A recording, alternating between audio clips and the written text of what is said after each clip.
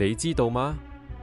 我們每天享受冷氣，但傳統製冷的能源浪費和碳排放卻嚴重影響環境。我們的解決方案：引入區域供冷技術，透過中央供冷和 AI 優化輔助，提供更高效、環保的冷氣方案。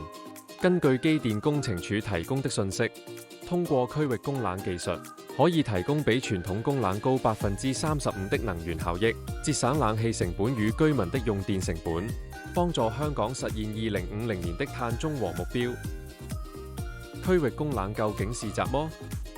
簡單來說，就是集體供應的冷氣，將冷凍水從總廠輸送到各地，達到大面積供冷的效果。模型製作。為了體現我們的計劃，我們製作了這個實體模型。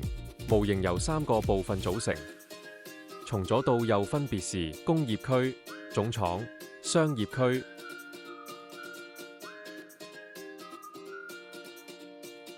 這是模型的背面，可以看到水泵將總長水箱裏的水抽到工業區及商業區，模擬區域供冷技術的運作。